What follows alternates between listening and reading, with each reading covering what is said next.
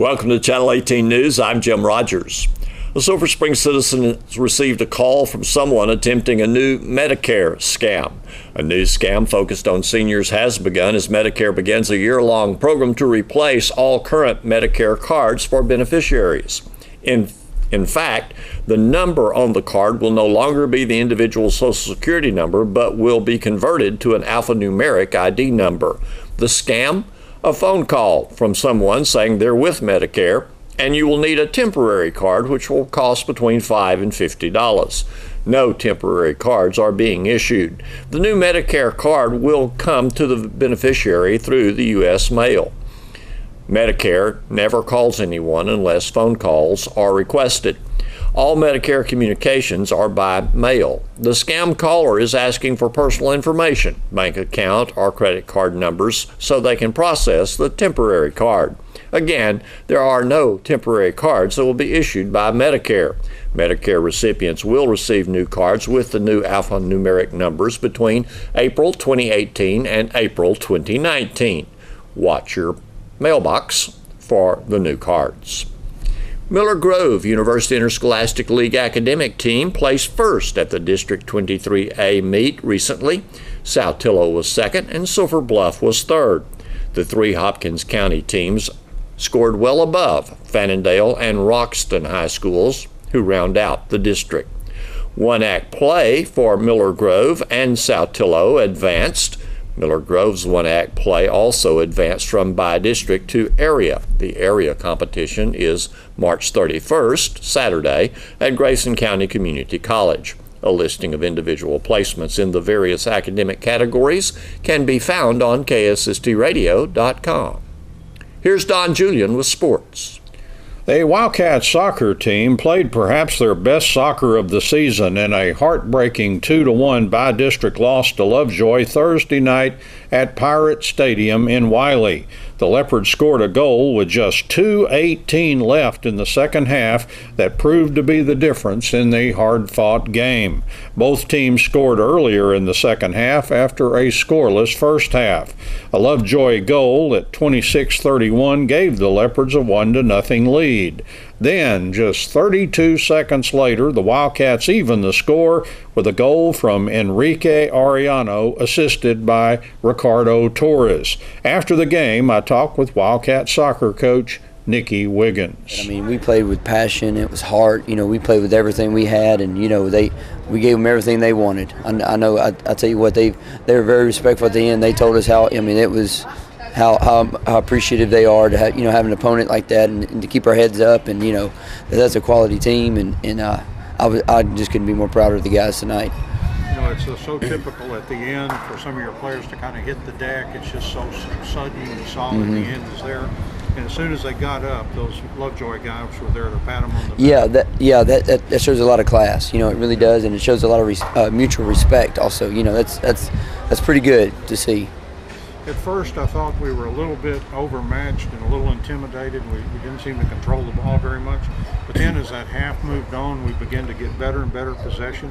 And in the second half, it was a darn even soccer game. Yeah, we really stress, like a lot of times in district, they had some powerful weapons up top. We knew that we couldn't give them anything cheap at first, and maybe it was too much, too kind of, sparring with them, too much at first, but then, we made a few passes, and, it helped that they hit the post and it didn't go in, and then all of a sudden we looked around and said, we better start playing, and we started playing, and it was about as even as a match as I've seen that intense, two quality opponents. So I'm proud of the guys, I'm proud of them. It's like they said, we can hold our head up, and we left it all on the field for sure.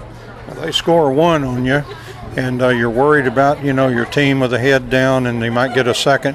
But 30 seconds later, they come back and tie it up. Tell us, I think it was Ricardo Torres that had the goal. Tell us about him. Well, actually, it's Ricardo Torres. He's up from the JV. He's just really fast and, full of intensity, and he's actually the one that saved the ball and crossed it to Enrique Arellano's the one that got the goal. But, Ricardo had the assist. He's the one that crossed the ball in.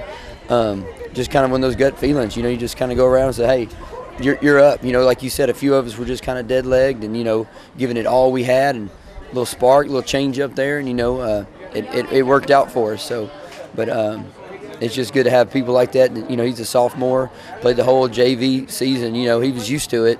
Maybe he might have been naive and didn't know what he was getting into, but he did. I'm proud of him.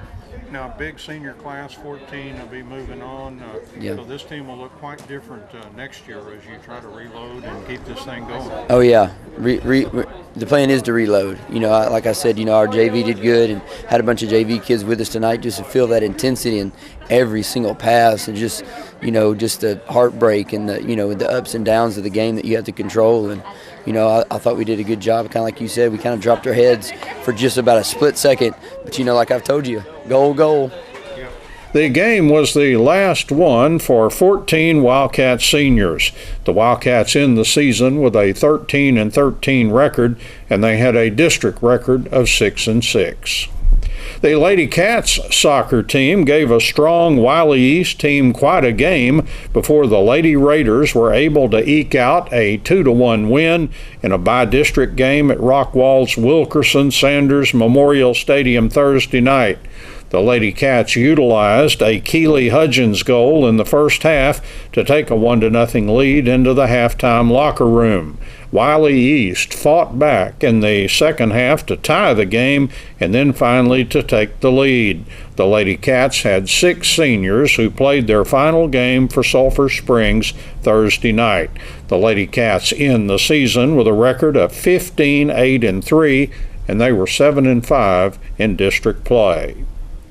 After a slow start, the Wildcats baseball team took over their game with Greenville over the last 4 innings to register an 8-2 win Thursday evening in Greenville.